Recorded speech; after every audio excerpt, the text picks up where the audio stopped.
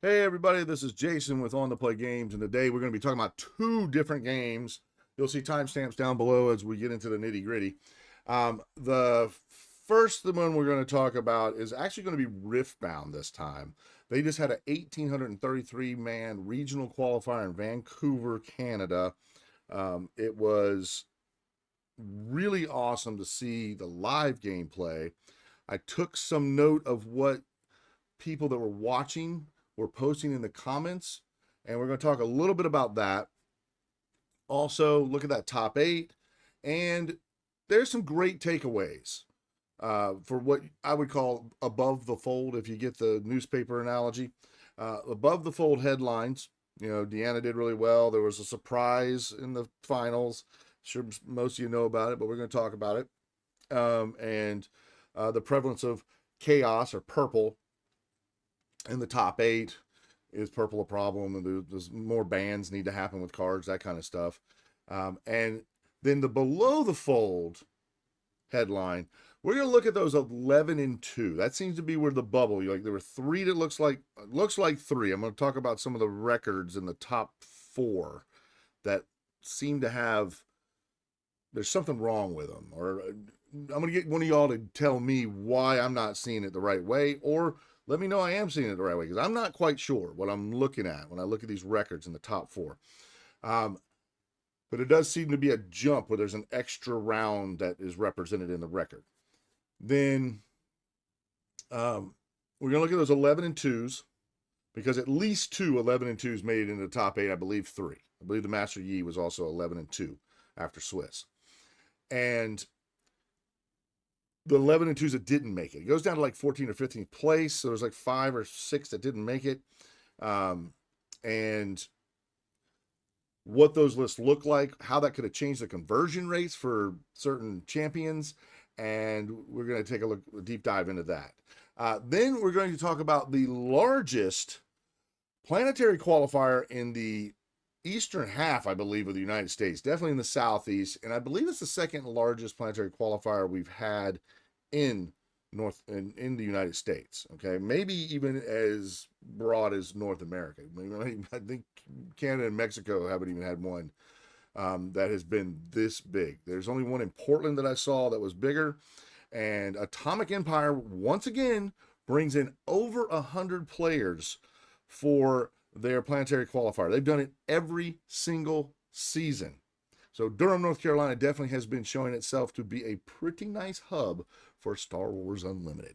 Now, we're going to look at that top 8, and wow, when I opened it up and looked at it, I just wanted to table flip my laptop. It was ugly, okay? But we did have one player who was the only player to register the winning deck list leader, and we'll talk about that a little bit in just a moment. But first, let's switch gears and look at the Riftbound League of Legends. This was the Vancouver Regional Qualifier. As you can see, there were 1,833 players. This is a 3-star event. That is the highest rating for events, and your top 8 looked like this.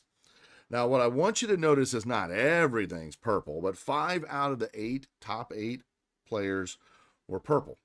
But half the top 4 and half the decks in the finals did not feature purple in their deck list. That is something to take note of. All right, and when we look a little bit closer at this Rengar list, we're going to see how did it combat some of the tricks that Diana and Aurelia decks would use to kind of manipulate the position of the units. And Rengar has something that's a signature spell that's really great at kind of moving things around a little bit on the board. Something that's really unique for those 2 color combinations of Body and Fury, or the orange and red. Let's take a look at this Diana list real quick. Diana, Chaos, and Mind. So blue and purple. And it's got, on the blue side, it's got its leader. It's going with, showdown start. You pay 1, you can predict. So that gives a little manipulation at the top of the deck. And then if it's a spell, which over half of this list, remember 40 cards is what you have to have. in a Riftbound deck, over half of it spells. So there's more than a 50-50 chance, just non-dependent on what you've drawn, of you drawing a card off of this. And the predict allows you to put it on the bottom of the deck if you don't like it. Recycle it. Okay? She's very strong. She's a 3-cost, no energy or power cost, no power cost associated with her. So she is a turn 1 play if you are playing second, or a turn 2 play if you're playing first. Okay? But just like Draven had that like consistent turn 2, this was, I played my champion. This deck kind of has that feel to it. Okay. You got the Raven Bloom Student all the way back from Origins, has been a top card with 23 spells in the list.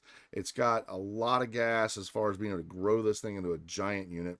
Tide Turner, ever since this card was revealed, has had some play. Once it got into the second set coming out, Tide Turner really started showing up everywhere.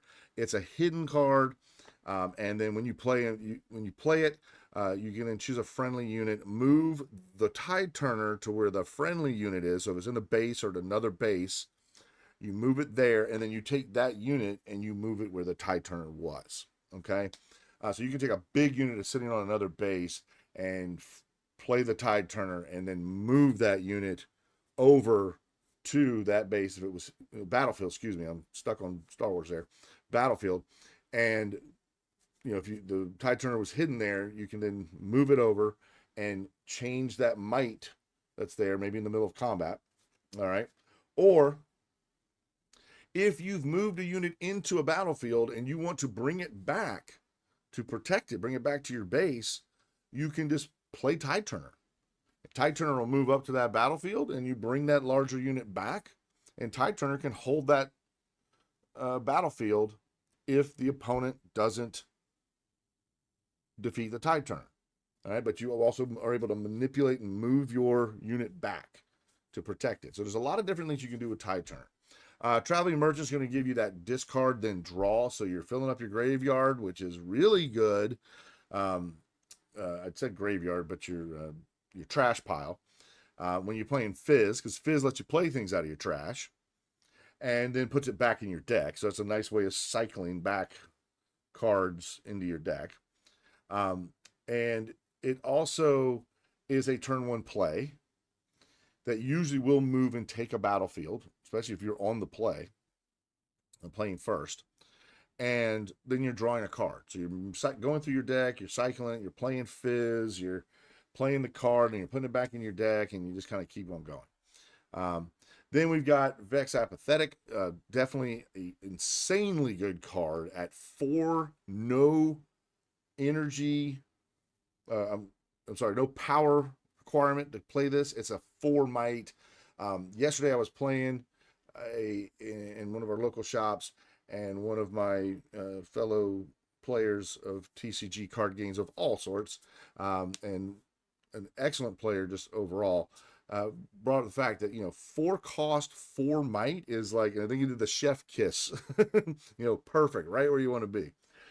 So this does so much to shut down certain aspects of certain decks. Anything that has ambush, that thing comes in, it's stunned, it doesn't ambush, doesn't do its might anymore, and they can't do anything else to move it. Not even, if they cast a Ride the Wind, they can't move it back to base.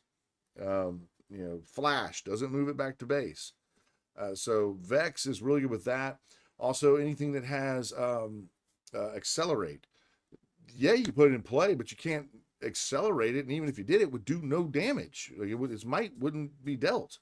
So Vex really strong, and just about every Chaos deck is figuring a way to get at least 2 copies of Vex Apathetic in the main.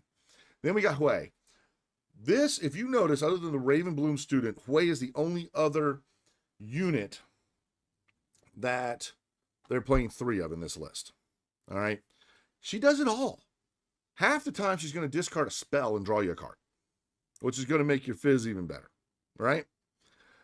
Not a lot of gear, so that second line of text doesn't really matter. But then you do have 14, 16 units. You could discard a unit, you know. You already got 17 units with your champion, but 16 units in the deck that you could draw, and discard it and turn him into a 8 might on the attack unit, and that's just a lot. Not to mention, you also have the ability to then flip over a Tide Turner, move away again, discard another unit. It goes from an 8 to an 11. And there's so much that you can do with Wei. But really, 5 for a 5 might is just the same kind of ratio you want, like with a 4 for a 4 might. It's a great stat line for that cost. And then all those other abilities that you can choose from is just, whoo, that is a lot. Don't forget that you get to draw the card first, then discard, which is a lot different than Traveling Merchant, where you have to discard first, then draw. Okay, so it's like a Traveling Merchant on steroids. Really, like a beefed up Traveling Merchant. Then you got Vex, Cheerless. It's really funny how they portray the Vex champion. Really love it. And when this Vex is in combat, and again, it's a 5 for a 5 might unit. Notice these energy costs are matching up with these mights stat lines, point for point. Your spells cost 1 energy and 1 power less, and your opponents cost 1 more energy and 1 more power. All right, so you're forcing them to go down on their power and recycle runes. Then, acceptable losses. Each player sacrifices a gear. This is a action. So if an Aurora player does anything other than put Aurora down, they have anything else to do after that, they're not going to get to the point where the trigger happens to put that unit from their deck into play. And when it does get to that point, you can react with this. Or no, you can't react with this. Sorry. You just do it during your turn. Okay, because you only do it on your turn in showdowns. So it had to be a reaction. My fault there. I'm still practicing for my judge test, as you can tell. But it is an answer to those Aurora decks, and it does give you the ability to kind of have some gas in that matchup. With that said, though, it's not a dead card. I was watching another YouTuber. I'm not going to say who it was. I watch a lot of YouTubers.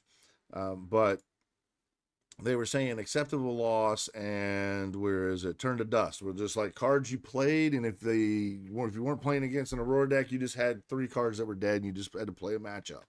Well, Hui fixes that. Traveling Merchant fixes that. These are ways to take these dead cards and turn them into live cards. So excellent little tech that's built into this. Gust. Return a unit to the battlefield with 3 might or less to its owner's hand.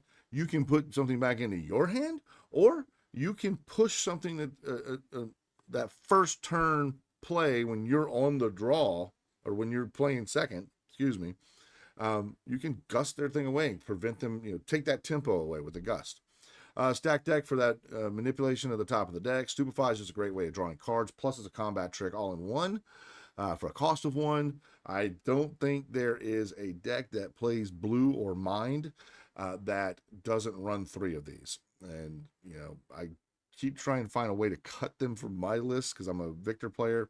I'll go ahead and put that up front with you now because we're going to talk about Victor in a little bit. But it's always 3 of. Flash has become a nice little way of kind of saving your units. And there are some things that are in this list we're going to talk about that make Flash like a really important card. Hard Bargain gave Chaos the ability to counter spells. What? And because the cost of this can be reduced when Vex Cheerless is in that battle, you could be countering something for 1 and then repeat it, and it costs 3 for you to make them pay 4. It's really, really strong. Ride the Wind, always a great one, especially the fact that it readies the unit, so you can go into a battlefield, then come back out of that battlefield, and then move right into the next battlefield and get 2 points in one turn. Smokescreen, I am going to talk about another card. I can't remember the name of it right now, but we're going to be looking at it in just a second. That costs 3, does not have a power cost, and gives -4 without the minimum of 1 stipulation in there, and it's also a reaction. I kind of feel like it's the better version of what Smokescreen does with the -4. However, this deck, if you look at it, there are not very many units or spells that have energy power requirements, sorry, that force you to recycle one of your runes for the power cost. So this deck can get away with Smokescreen over this other card we'll talk about in a moment. Turn to Dust, we already talked about for a second, and then we get to Moonfall. Now, Moonfall is one of the cards where a card like Flash really shines against as a counter and action, a reaction counter to it, okay? The Flash is a reaction. Moonfall is an action speed. You choose a battlefield where you have units, and this could be like when you're attacking, you have a unit at the battlefield, so you don't have to control the battlefield. You just have to be in the middle of starting a showdown, and move one enemy unit to that battlefield. Then give enemy units their -2 might for this turn. Now, this has so many different applications. One, you don't have to move a unit, an enemy unit. You can just give everything -2 at that battlefield. All right. Or you can use this as a way to move an enemy unit over and create a situation where you have more might at that battlefield than they, because all their units are getting -2. You can just pull like their first turn unit in and just minus it, and it's not even relevant in the battle. All right, so Moonfall is the card that I think together with Hui, those two have really made Diana, or Deanna, however you want to pronounce it, shine. It really kind of broke this deck. The deck's not broken, but it did break this deck to being a really good deck. So yeah, blue and purple, we all know it's pretty good from purple's good. Purple can kind of go with anything. So Chaos can go with everything, but Moonfall just, it's blue and purple. So it just kind of does it all. Starcrossed, great, especially in decks where you're playing Fizz, because you can play the Fizz, target the Fizz with the Starcross, you return the Fizz to your hand, and then you bounce one of their units to their hand, and then you turn around and you can play Fizz again. Thankfully, Fizz makes you put the card recycled back into your deck, your main deck, so you're not able to play it out of your trash pile over and over and over again. But just a really strong pair of cards that work together. Really great interaction there. All right. Then the Abandoned Hall. When a player plays a spell, they may give a unit here +1. This goes so well with that Ravenbloom Student. Basically, every spell you play gives this unit +2. As soon as I see Ravenbloom Student in a list, if they haven't already played the Abandoned Hall as their first battlefield, you best believe they have it in the other 2 battlefields. It's just the way it is. Ravenbloom Conservatory. When you defend here, reveal the top card of your main deck. If it's a spell, put it in your hand, otherwise recycle it. Let's just face it, 23 spells. Like 50% of the time, you're going to hit this. Okay? And then on top of that, you got your leader doing the same thing. So you could draw potentially 2 cards just by going into that conservatory. All right, and then Tarragon's Peak. You're looking at when you conquer here, ready up to 2 runes at the end of the turn. That's always strong because you have the ability to react, and everything here is a action or reaction. Every single card has that green text box. Well, I guess Turn to Dust doesn't, but everything else does. All right, and when you got things like Hard Bargain, it's a hard bargain. All right. And then you're looking at the sideboard here. Another Turn to Dust, another Moonfall, another Star Crossed, another Vex, just to make it a little bit harder for those battles. Singularity, making it into the 8 sideboard cards. And then 2 Baron Nashers. I was playing against someone last weekend, I think it was. Not this weekend past, but the one before. And he was playing a Aurra deck. He got to his Byron Nasher. I think he only had 1 in the list.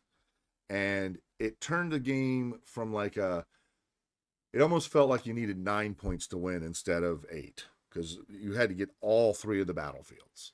And I was toast. And it was all Byron Nasher that made it happen. It wasn't even the other friendly units get +2. Just having the extra battlefield. Because there was a time where I took over both battlefields, but I didn't have enough units to get the 3rd one. And he won that match. And it was said, Byron Nasher kind of makes it feel like like you're pushing them to go to 9 points. And it kind of did. It felt like, 9 points, then 10 points, then 11 points, as you went, you got another turn. But you don't get too many turns when the Byron Nasher gets out there. All right. So we basically can see that Diana's main objective is to manipulate where her units are, their size, and constantly drawing, discarding, drawing in Hui's abilities, also drawing, growing the unit, just constantly being able to do that. And on top of that, every single unit cost 2, might 2, cost 2, might 2, cost 2, might 2, cost 3, might 3. Cost 4, might 4. Cost 5, might 5. Vex, same thing. Every single unit, including the champion, they have energy costs matching their might stat line. All right. So that tells you something right there, and what you should be thinking about when you're not just building Diana, but when you're playing any deck. Okay. If you don't have that might versus cost ratio, then something may not work out for you the way you want it to. Now, the surprise of the show was Rengar. Let me show you something real quick. Rengar only had 31 decks out of 1,800 players, and one of them made it to the top, to the finals. 3% conversion rate. And now that conversion rate is how many people out of the 31 got to the top 8. Now, only 1 out of 1,833 made it to the top 8. So, but it only represents 2% of the total field, but conversion rate is higher, which means that it's converting very, very well. All right. These other ones you can see are the inverse of that relationship. 6% of the field, only 2% of the conversion rate. 8% of the field, less than 2% conversion rate. Here's one, Azir. We're going to look at that a little bit closer in the matrix to kind of see what its matchups against the meta are. You got a 4%, 2% conversion rate, 1.5% conversion rate. It isn't even as good as this, okay? And there were only 66 decks there. Here, same thing. And then finally, Master Yi. So the only deck that had a lower total representation in the total meta and got to the top 8 at a higher conversion rate was Rengar. Y'all, for the next 2 weeks, be ready for Rengar to be all over your local game shops. Let's just go ahead and accept that that is a undeniable truth. Okay? Well, let's take a look at the deck and see what it does. All right. Rengar Trophy Hunter has Ambush. Remember, Vex Apathetic puts a nerf on that Ambush really bad. But he can be played to battlefields where there are enemy units, not just ones where you have units there.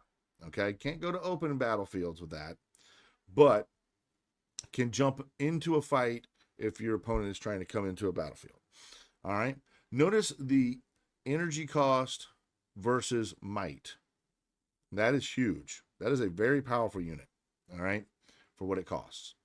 And then you get to get a +1 to any unit every time you play a unit, including the unit that you're playing. So if you play him, he can go in as a 7 as an ambushed unit. All right, that is really powerful. This here, it may seem like it's just awful. I can't move to bases. So once I get on a battlefield, I'm just stuck. No, not necessary. Not necessarily the truth, because on turn 2, you can play Grim Apothecary to that battlefield. Now upgrade from a 1 to a 3 might, and take that friendly unit and put it back in your hand. Plus, you put a +1 on Grim Apothecary. So it's a 4 might. All right, and it's an ambusher. So you can ambush in, make it a 4 might, pick the 1/1 up, and you now are defending with a 4 might, where your opponent was thinking they were going to go in there where you only had a +1 might. All right, so there are some really good things with this Grim Apothecary, and I really find it hard to believe this is a 15-cent card, but it is. Playset of those is awesome. And notice there are 29 units. This is really a deck full of beefy units, giant beat sticks. They're stat sticks. And then just a little bit of spells to kind of, keep you honest. Some sabotages to take out your Auroras, or, see what's in your hand. Knowledge of someone's hand is a big deal. Challenge just to kind of wipe some things out. But this is the card. We'll get to it in one second, but this is the card that is really awesome. So the Apothecary gives you the ability to kind of move units from battlefields into your hand, allows you to ambush, and alongside of Rengar's legendary ability, make it bigger. This one also, Irresistible Feyfolk. When I move to a battlefield, you may move an enemy unit to that battlefield. This is a way of drawing in your opponent's units into a fight they don't want to be in. All right, so move the Feyfolk. It's only a 1 might, but that ability is really, really strong, and something that some people may have slept on. Pit Rookie. When you play me, you can buff another unit, and then remember, you're getting a +1 buff for playing it, so you're really giving +2 to a unit. And then the Kinku Initiate, when you play me, draw 1 if your other units have a total might of 5 or more. These are really, first of all, it comes into play as a 4, so all you need is 1 other unit. You give a plus to a different unit, not him. So if you got an Apothecary out, there's just a lot of different things that you can do with this card to get to that 5 might. And also notice 1 might, 2 1 might, but a really strong ability. But it has Assault 2 and Ambush, so it's really a 3 up to a 4 for 2 energy, no power cost. So even though it says 1 might, it's really a 3 might when you ambush in, and in this particular deck, it's a 4 might. Irresistible Feyfolk. You're not playing it for its might cost, you're playing it for that movement ability. All right. Pit Rookie, 2 for a 2. Grim Apothecary, 3 for a 3. This one here, 3 for a 3, and you can draw a card. This one, 3 for a 4. Ambusher. You notice an ambush keeps coming up, and then when they win a combat, they draw a card. This is like Kaisa 2.0. It costs less. It has the same might. It's ambush, so I don't even have to accelerate it. It's Kaisa, but at a cheaper cost. Pike. Pike is absolutely insane. It's hidden, so it's almost like a spell. So you might as well say there's 13 spells in this deck. It's got ganking, which is very important. That being able to move directly over to a battlefield is such a strong keyword. You can pay 1. If it's hidden, you've paid 1. But when you flip it over, you can pay the additional power cost and give it the +2 and ready it. It now is a 4 for 3, which is what you want. It's higher might than what it cost. And you can move it back if you want to, or you can gank over, because now you've brought it in ready on a battlefield. You can just gank over to the other battlefield, So strong, and this one has seen a spike. Let's look at the price. Look at what you could have gotten this before the weekend. May 30th, it was starting to go up. It's been around $3 to $4 all the way up to this event, and now it's up to $16. I mean, wow. You know, 1682. What is that? A 400%? 4 times 4 is 16, right? You know, so it's like a 400% jump in the last couple of days. All right. Insane. I hope you got them when they were 4. What was that? Pike. Now, if you're going to have Nadali in cat form, well, why not also pair that up with Kaisa? You know, again, 3 for 2, but it's really a 4, but it's really a 5, right? With Pike. Kaisa is a 4 for 4, but it's really a 5. Like everything's like just a little bit stronger, right? A little bit more might. And it has When I Conquer, Draw a Card, right? And then you got Darius. Darius is a 7, but it's a 5 for 5 might right off the, you know, just blank stats. You know, again, you're seeing this like energy cost, might equivalence. You know, that's really important. Punch First, probably one of the most powerful action, you know, buff spells in the game right now. Cost 1. It does have a very strong, a very high power cost, pushing you down 2. But this even makes the Determined Century a 6 might unit. Sabotage, obviously get a hold of some of the hand there. Challenge, you know, you've got these big units, you might as well use their might and kind of knock things out, right? And get, you know, kill off units and get them off the battlefield before you even go in and take a battlefield. And then this card, Thrill of the Hunt, is the card, in my opinion. I mean, obviously Pike is really good and Kais is really good and Nadali is really good. And when I'm looking at Nadali at $1, I think I might have to pick up a place out of those. This Thrill of the Hunt. So we did look at Moonfall. Moonfall moving a unit over and then minus into everything on the field. This, you're going to banish a friendly unit, and then obviously you're the owner, right? You play it to a battlefield and you ignore its cost. Notice that it says to any battlefield. So let's say they moved you off of a battlefield. You no longer have a unit on that battlefield, and they've done it with Moonfall. You use Thrill of the Hunt to banish that unit. It's a reaction, so it doesn't get, you know, of course it doesn't matter. It's coming out of play. And then you replay it back over to the battlefield that you were at, and that creates a point. Because you're on their turn, let's say, you know, let's say this happened during their turn that you didn't get a point for the hold. You've now passed over to their turn. You can then gain that point because you've left that battlefield and come back to it. Really, really strong there. And if I'm wrong with that interaction, please say something in the comments. All right. So this deck has, in this little package of 10 spells, in this giant package of 29 units, some very interesting abilities to move stuff and manipulate the position of units on the board, either friendly units or enemy units. Okay. Emperor Dias. When you conquer here, you may pay 1 and return a unit you control here to its owner's hand. Remember that 1 cost unit that can't come to bases? This is a great way of getting them back. If you do, play 2 Strength Sand Soldier token there. So he's turning them into a Sand Soldier token. You know, so that's a great way of getting this Determined Century back to your hand and replacing that 1/1 body with a 2/2 Sand Soldier. And don't forget, you could play 2 of those guys and take a base and then take the Emperor's Diaz or Dias battlefield and end up getting 2 points on turn 2 on your second turn. All right. Star Spring.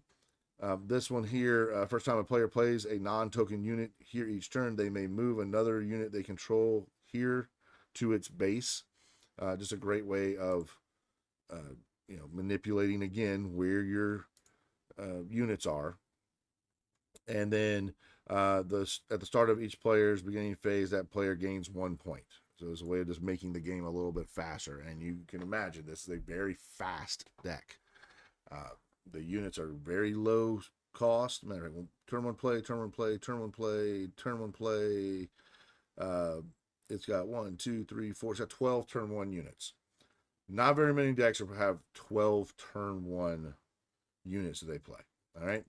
So that's kind of where this Rengar list could put up a fight with Diana's and Aurelia's, with all their manipulating locations and that kind of stuff. They just go to the Thrill of the Hunt card to, you know, manipulate that unit away to a different place. All right. Really cool. Love it. All right. Master Yi coming in third. A second Diana in fourth place. So Diana really showing strong here. Then we got Azir, which I do want to talk about Azir a little bit. Aurelia, Sivir, and Aurelia. Sivir does have the Dazzling Aurora. Okay. And it's just 4 units. There's not a whole lot of gas here, to, you know, spiciness to talk about. It's a classic Dazzling Aurora deck. And then you've got a 4 energy, 4 might leader, unit leader that has accelerate. And if you spend at least 2 power this turn, gives it +2 in ganking. So you can accelerate her in. When you do, you've already met that second line. So she comes in as a 6 might. And then you go ahead and, you know, figure out a way to move her over and gank over. And there's lots of that. You know, Gust. Well, I am kind of surprised on some of these, but you got Sabotage. That's a way of like battling out these other Dazzling Aurora decks. But really the star of the show is going to be the Elder Dragon. I mean, Mind Splitter is great and all, but Elder Dragon is the one that is doing these blowout turns. And as soon as this card was revealed, Dazzling Aurora went through the roof. And then Last Rites, they put 2 of them in here because you want to be able to get those cards back. And its equipment cost is recycling 2 cards from your trash. If you are going after these Dazzling Aurora decks, you can't just take the Dazzling Auroras or just defeat them. You need to also take out the Last Rites, which is why in my Victor list in the sideboard, I have 6 ways of defeating gear. I want to match them better than 1 for 1 because I want to kill their Dazzling Aurora and knock out their Last Rites as soon as they hit the table. Okay. But yeah, it's, you know, just a straight Dazzling Aurora deck. I don't believe, yeah, Master Yi is not a Dazzling Aurora list. It's very much pump and hold. So you gotta love that it made it up there. Now, I did say that I wanted to look at the rest of the 11 and 2s. This is the above, so above the fold, we got the Diana doing so well with 2 in the, you know, half the top 4. Rengar making it second place. Nobody was thinking that was going to happen. And that's your big headliners. All right. Everybody knew Aurelia was going to do well. A lot of people showed up with Aurelia. I believe in that other thing, it was the most played deck. Okay. Everybody was on Aurelia. If they weren't, they were on LeBlanc. And then everything else kind of tapered down from there. You know, Diana had a really good showing, but, you know, once you get past those 3, you know, Master Yi, they start to just go down pretty quick in the number of representations that it has in the field, the overall field. Azir, though, Azir had 66 players that played it, 4% of the meta. But look at this win rate for Azir. Look at that.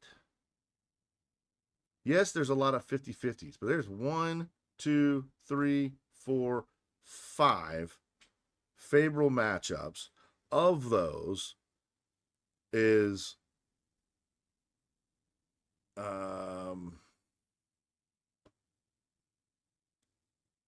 Misfortune, Ezreal, I actually looked over here and thought this was Aurelia. But it is a very even matchup when it comes to Aurelia, LeBlanc. It's a little bit of a dog to Master Yi. Diana's almost, split 50-50. Sivir is a little bit favored in Sivir, but not much. Where's another one? That's pretty much the list. All right. But then Annie, Annie's like Aurelia. I got Aurelia. I got LeBlanc. I can handle that. Sivir, got that. Master Yi, I'm still a little bit favored. Diana, Diana didn't come up in such high numbers. 24 matches with Diana and 36 matches against Aurelia. This is a solid 61% right here. Annie has. Annie is a strong list. Okay. Now, let's look at 9th to 14th. Notice that there's 2 Victor decks. They didn't make the top 8 based off of their opponent match win percentage. If you look up here, you can see 11-3. That means this person got into the top 8 with an 11-2. This one got in with an 11-2. Okay? This one got in with an 11-1-1. This one got in with an 11-1-1. It gets a little weird in here, though. Because if you count these up, all right, so 13 rounds of Swiss, 14 rounds, and then this jumps to 16 rounds? What happened to the 15th round of play? Why did it skip? And all of these, both these are at 16, and this goes to 17. All right.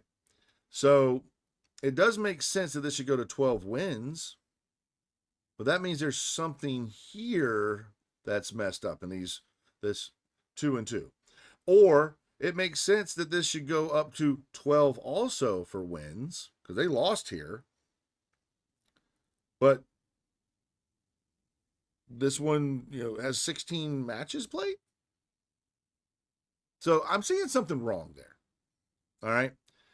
And Master Yi probably went in with a 11-2 record, took this loss, won, the quarterfinal match, which would brought it to 12-2, and then lost, and it would be 12-3.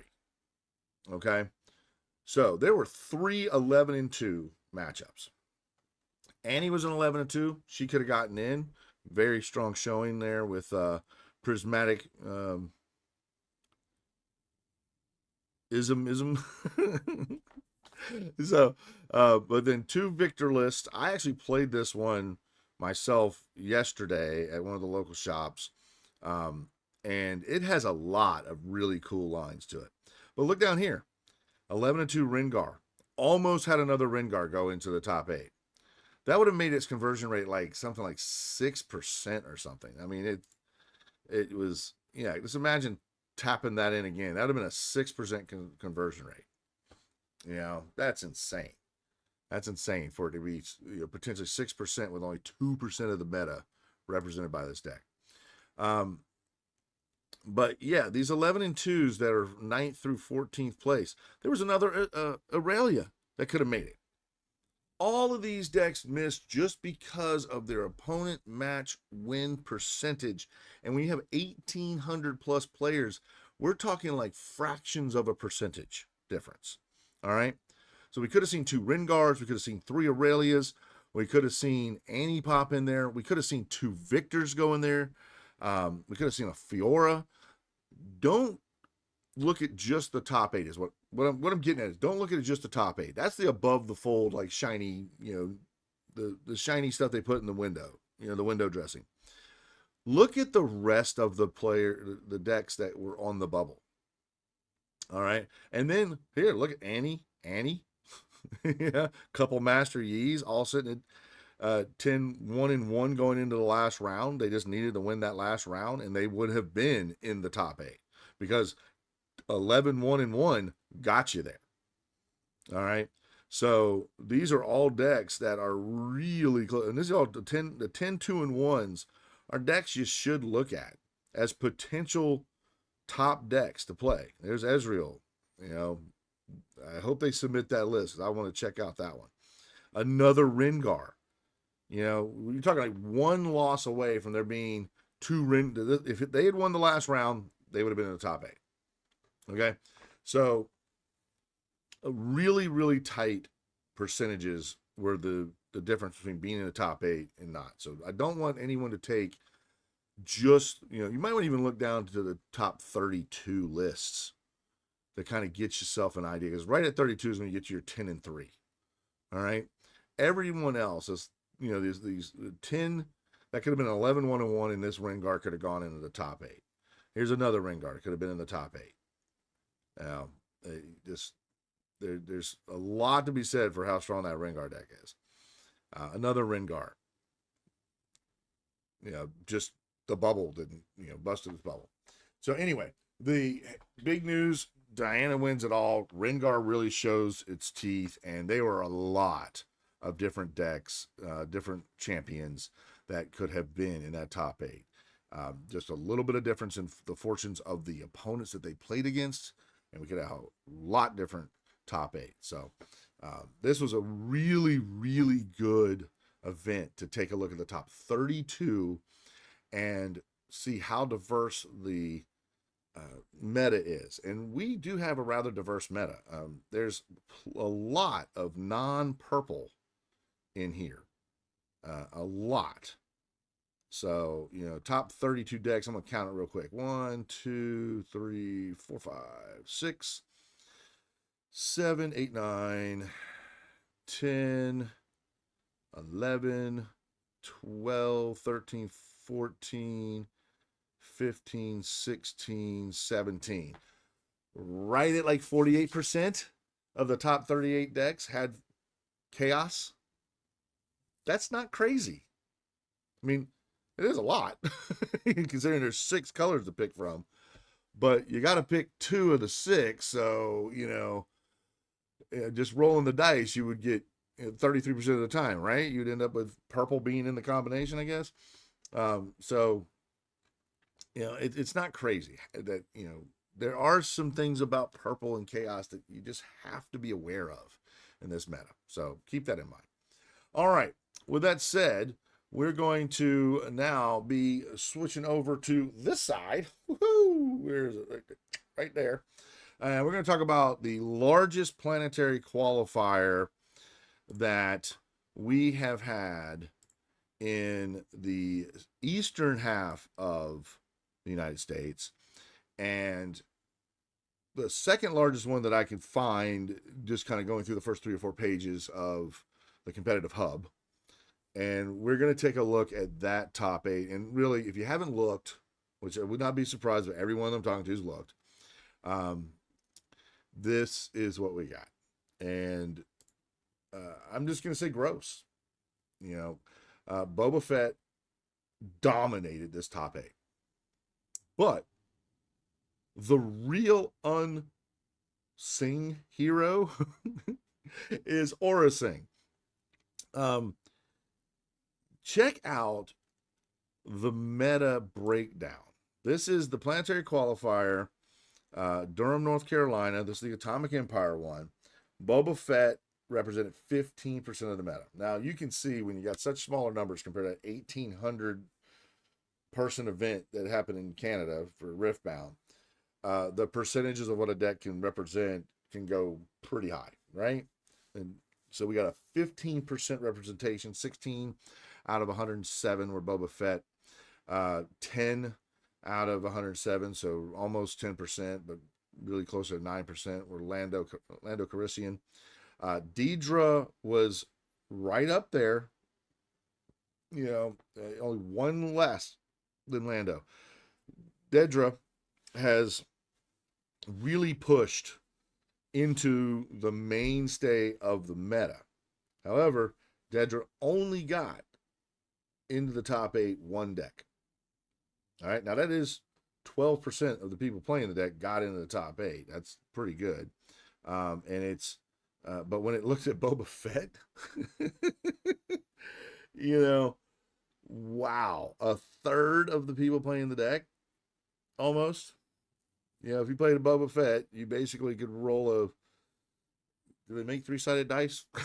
You know, you roll a d6, and if you landed on a 1, 2, or 3, you know, 1 or 2, you were in. So, but then Mother Talzin, pretty decent representation right there with Obi-Wan. Both of these decks did not do well. They did okay, but they just couldn't get to that last little squeeze. Colonel Yularen and Darth Vader both being the next. I mean, you can almost see tears here, right? And then Admiral Piet.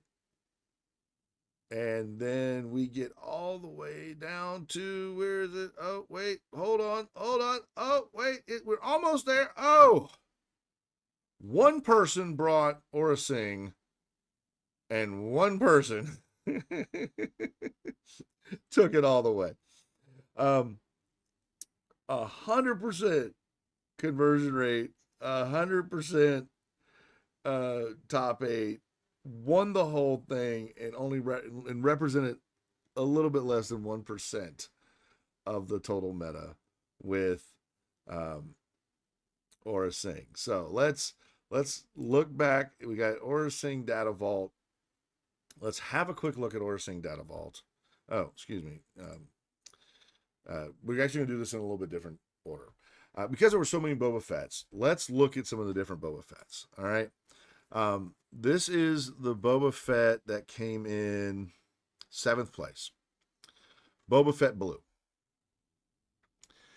Boba Fett has traditionally been a tempo aggro deck. Now, this one kind of shifts away from the tempo aggro to give itself more control options. Single mission reactor core, you know, some chip damage to finish it off. The top of the summit. And remember, single reaction core does play well with Boba Fett, because you are dealing non-combat damage, and then you just wipe their board. So whatever number of units plus 1 is what you're doing with the single reaction core. Of course, top of the summit, Lost and Forgotten. That's that 6-drop. No Glory Only Results. Very, very good card. And then the tree remembers taking away abilities, and if it costs 3 or less, you defeat it. And this is great against pilot leaders. It's good against, you know, opposing Boba Fett matchups. And then you've got Planetary Bombardment. I question the 2 shuttles here. I've seen one a lot of the times in the list. Makes sense. And then they use the droid laser turret, but they only have the system shocks in the sideboard. System shocks have been moved into the main board for most Boba Fett decks as a direct answer to the droid laser turret. All right. But they also grab a few things. The Director Krennic, I was looking at the list. It's basically just a 2-drop shielded unit.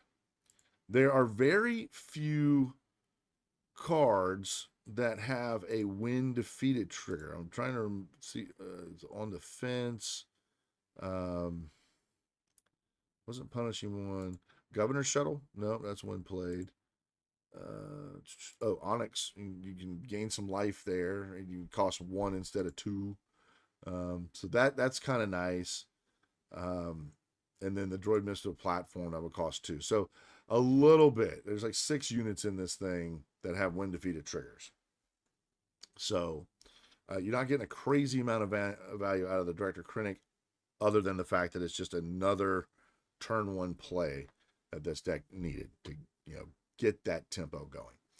Really well done by Haught. I have run into Haught before at some of the bigger events. Great player, great person, and just put together a great list here and did very well with a not really what we would consider the meta version of Boba Fett. You know, everybody's going to Lake Country, and I said, you know, all I need is blue and 30 points of health, and I can get the job done. So congratulations. The next one, this is the 4th ranked. This is a data vault. I wanted to show the ones that were not Lake Country.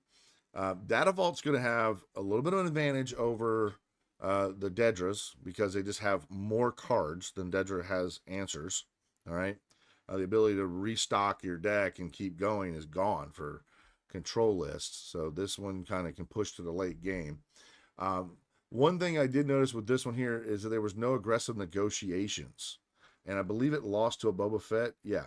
So I'm thinking that maybe in that matchup, because it went off tempo with this blue version of Boba Fett and also did not play aggressive negotiations, that it lost its ability to kind of like big damage burst and finish a game off. All right. I didn't see the match. I don't know if that's what happened, but it'd be really cool to have either one of the players that played in that matchup, if they were able to give us a little enlightenment on that. Because all the rest of the Boba Fett decks that I saw in this top 8 have at least 2 copies of aggressive negotiations. Again, an extremely powerful card. Decks are playing it off aspect. It's really good.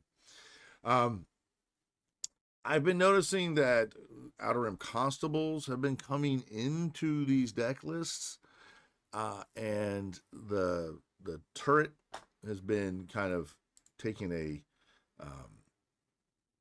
System Shock has been kind of coming out. I did that myself. I took the System Shock down to 1 in the main deck and then added another Outer Rim Constable with the idea of, this gives me another body. But the more I think about it, the System Shock is so good, because not only does it take off a shield, and it's a direct answer for the droid missile turret, laser turret, excuse me. It just answers that. It also answers a lot of the cards that are in the Aurra Sing deck that have 1 toughness.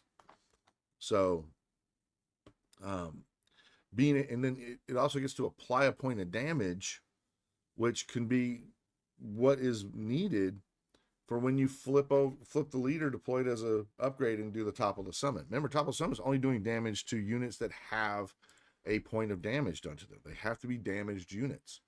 So that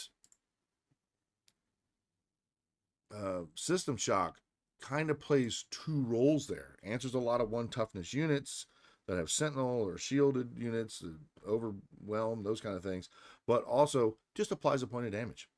And since you applied a point of damage, your Boba Fett also triggers too. So there's like 3 different ways it synergizes what this deck is trying to do. So System Shock, definitely a card that I feel like if you got an Outer Rim Constable, put the System Shock in place of it.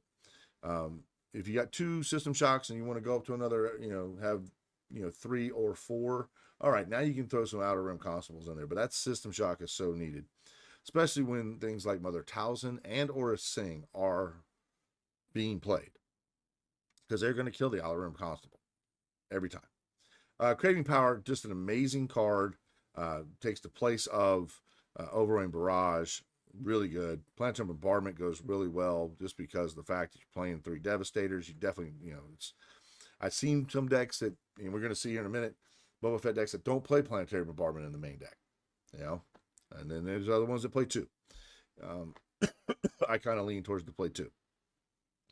But look at all of the ground units. So many. And then look at all of the space units. There's so much stuff to deal with in this deck. There's only 12 cards out of the 60 this deck has to play. So there's 58 units that have to be answered for a control deck to beat this deck. That is a lot. All right. So going GNK is, congratulations, really well done by coming in that 4th place with 6-2-1 as your record. And unfortunately, Moto Baggins with the Boba Fett was able to best you in that last round of play before you got to go to the finals. But really amazing. And then LGG Hype DD. This is one of the late countries. It has the System Shock in the 2 outer rims. I would probably flip that the other way, but the current Boba Fett deck that I have sleeved up does have that ratio: 2 Constables and 1 System Shock, and I feel like I'm making a mistake. But that's just me. Notice only 1 Planetary Bombardment, 1 Collateral Damage, and then 2 charged with treason. So a little bit of some Minecraft going on here, playing some different numbers when it comes to the events. This is an interesting unit to add in. I think it fits really well, but you don't see that in every list.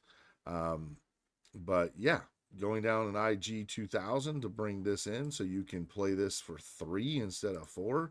Getting more space units out early is a beautiful thing, and this gives that more tempo. This has 39 questions. Control deck can kind of hold that. But look, 3 aggressive negotiations, and then with the sideboard, I'm still questioning the 2 shuttles, but hey, you know, you made it into the 6th place with that, and the Aurra Sing with the win and walk away. Just a way of keeping those Lando Calrissian decks and, you know, a little honest. Charge of treason, collateral damage. These, you know, I've seen these as, you know, 3 ofs usually, but this is a way of kind of bumping it up. I love the Corellian Hounds against other Boba Fett decks or any deck that just tries to go all space. This could just be really, really powerful.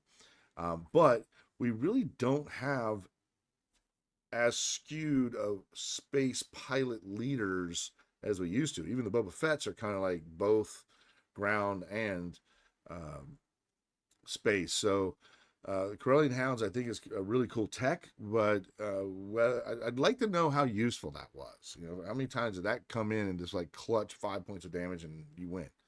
And then we got another System Shock and another Outer Rim Constable, just to handle all the upgrades.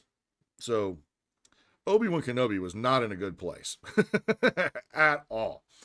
Then we got Moto Baggins. Now, Moto Baggins is the one that beat going G and K.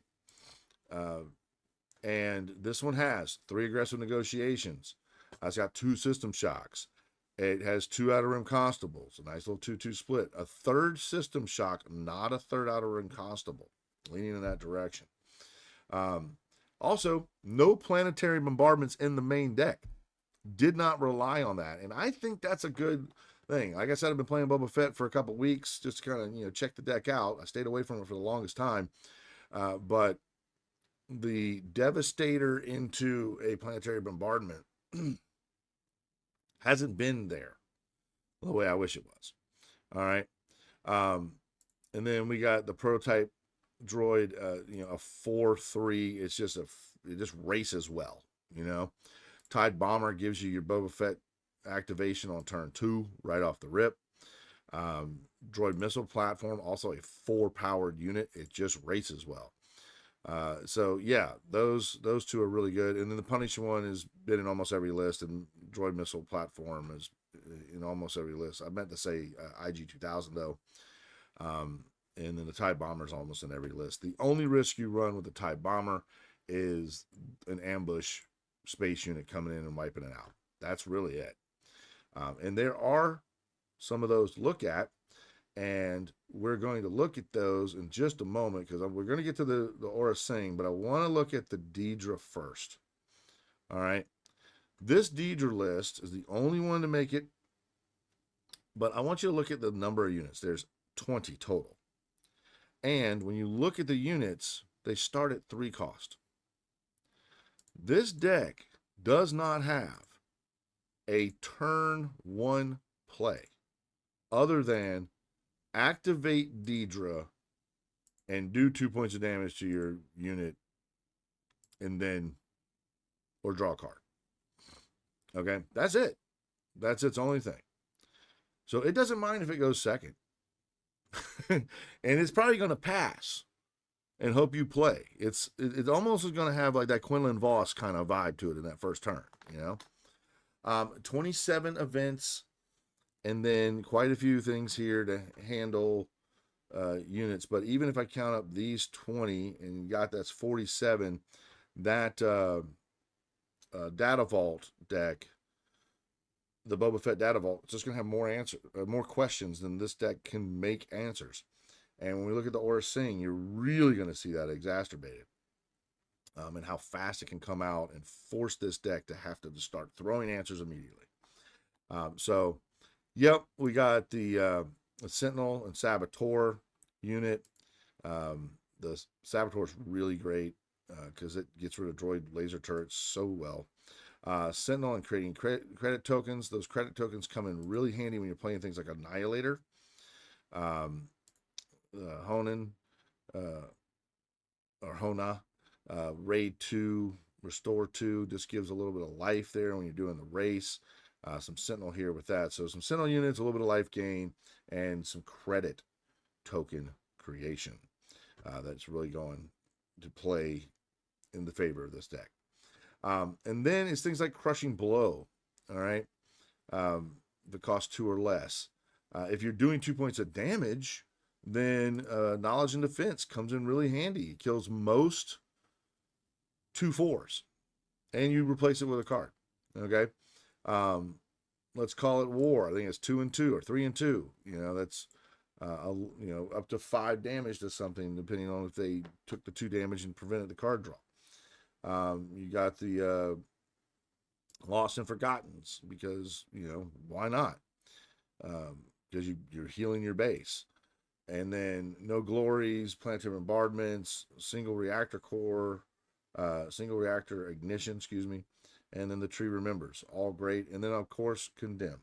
All right. All good stuff. Very good list. But it does show you, when you look at this, and now we switch over to the Aurra Sing, look at the number of units that Aurra Sing can put out. I mean, 43 units? That's just a lot of answers. There are a lot of questions that need to be answered. And these can all play quasi-removal, in this list. All right, so really strong. You get things like Craving Power, Hyperspace Disaster, No Glory, and then the sideboard, you got the Governor's Shuttle. This is really cool tech. Obi-Wan was just not going to do well this weekend.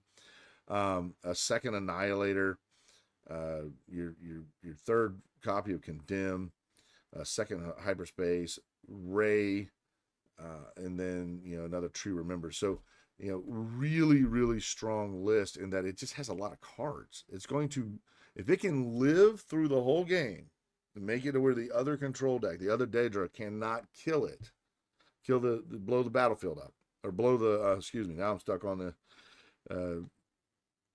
Riftbound. If it can't destroy the base, you're just gonna deck them and then beat them that way. So very, very good stuff. Jeff Gray, or Gray Jeff, just impressive. And look at what it went through. Beat Curran Yularen, lost to a Boba Fett, so came in from basically the loser's bracket in the second round. Then Lando Calrissian beat it. Tobias beat it. Sabay beat it. Obi-Wan beat it. Boba Fett this time beat it. And then beat a Boba Fett, beat a Boba Fett, beat a Boba Fett. So 1, 2, 3, 4, 5 times it went up against Boba Fett, and 4 times it won. So it definitely saw the Boba Fett matchup. All right, it pushed through that. So very, very cool to see that. And unfortunately, Dedra lost to Moto Baggins pretty handily with 2-0 loss. So I'm sure it was tight and everything, but unable to get one game out of that match. It's also interesting to see that in the 6th round played against Moto. So out of 5 games was able to pull 1. That kind of does say a little something about how strong that Boba Fett matchup that Moto Baggins had right here. This Lake Country. There's something in this list. Maybe it's the No Glory only results. I take your Annihilator and I knock out yeah, that could be kind of cool. That might be the tech right there. Is I wait for the control player to put the Annihilator down, I just snatch it and kill it. there's something in this list that really gave Dedra a run for her money. So that pretty much takes us to the end of the review of the two events for Riftbound and Lawless Time, Star Wars. And with Star Wars, we're now working our way. I think this is the last week of PQs. There might be one more somewhere.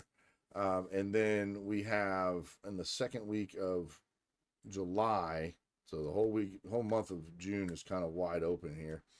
The second weekend of July is the pre-release. Third weekend is going to be the actual release of Ash of the Empire, and then we have the Galactic Championship. So with that said, if you have a local game shop in your area that sells singles of Star Wars, talk to them, because some of these stores are almost at a crack to demand situation. They don't want to open up these boxes and all these singles be out there. And, you know, Star Wars, at least in my area, is kind of a small player base. All right. But if you talk to them ahead of time, they will start breaking open boxes looking for the cards you're looking for. Okay. Especially when it comes to those legendaries and rares. You know, if it's worth it to them, you can get these cards. But that also brings up another issue that I want to bring up, not because I personally have a problem with it. I don't think FFG's done something wrong here, but I do think that they've created a bit of a challenge that favors certain players that are part of teams and those teams that are associated with game shops. So pre-release is 2 weeks out from Galactics. Cards can't be sold and shipped out until a week before Galactics. Where do you have it shipped? Do you have it shipped to your house, or wherever you're going to stay in Vegas? Okay, because you know it could be kind of tight getting that card in, right? And the players that are affiliated with teams or you know are locked in with local shops, they're going to have an advantage because those cards are going to come in before the pre-release events. Okay, they're going to have that shipment come in. They're going to start being able to get those cards in their hands and fiddle with their decks, and you know they're already going to be playing you know in advance on platforms that I'm not going to mention, but it happens. And you know that's going to give an advantage to those players that are part of teams, that are part of the you know certain discords, or that are you know Patreon connected. All right. For those other players that are coming to the Galactics, they're at a disadvantage to get those cards. They are. I don't know if having the World Championship so close to the legalization of a new set creates a fair playing field for players that aren't part of a team. And there are great players out there that are not part of a team, you know, or don't have shop sponsorship or something like that. But the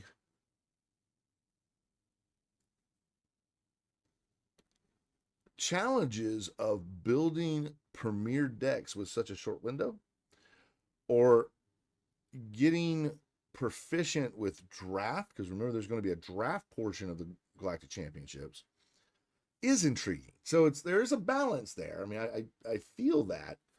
I do know there should be more premier rounds than there are draft rounds, but even with draft rounds, those players that are affiliated with shops, one of the ways they can open up packs for those shops to meet those pre-ordered, you know, pre-sale orders is to draft those packs. It gives them real muscle memory, tangible. You know, there are ways of doing it online. I'm not going to say where to go, but the the tangible cracking of those packs and getting a group of 8 people together that are affiliated with your shop is such an advantage when it comes to the draft portion too. So I want to get your thoughts on that. If anybody cares to comment on how they feel about a set being released so close to the worlds, basically, the Galactic Championships for Star Wars. Put it out there. Do you agree with me? I'm gonna put it up as a question. Maybe I'll put it up as a quiz. Do you agree with the release date in the legal to play date being so close to the Galactic Championships? And if you do, tell me why. You like the challenge of that compressed timeline, and a lot of players play for that very reason, because they want to push their abilities. Or do you feel like it's too close, and no matter what your ability level is, you just can't get access to the cards? Because after all, this is a pay to win kind of game. Like, you pay to get these cards. So it'd be very interesting to see what everyone thinks on that. Because I personally can see both sides, but I do kind of tend to lean toward, it would have been really nice if like this weekend was pre-release coming up, this one coming up here. And then next week it was legal, and we had at least 2 weeks so the shipping of cards could get out to people that are buying on on like marketplaces and stuff like that. So that's all I really want to put out there. I don't think that there's any right or wrong answer to it. It's just a thought. So with that said, I hope you enjoyed a little bit of the breakdown of the different decks for Riftbound. If you're a Star Wars player and you've never checked out Riftbound and you watched through that section, I hope you had a little bit of a chance to kind of see how that game looks. And, I definitely recommend watching some how to plays for that. And then Riftbound players, same thing in the other direction. If you've never played Star Wars and you watch through to the end, definitely take a look at some how to plays, and you'll find that they have very interesting resource mechanics in their games to make it easier to play cards instead of having like things stuck in your hand like Magic the Gathering. They just do it in different ways, and there's different kinds of strategies that make each one of the games kind of unique and fun in its own way. So I strongly encourage all TCG players to try other card games, because you never know what's out there that might be something you find very fun, interesting, and something that you gravitate towards.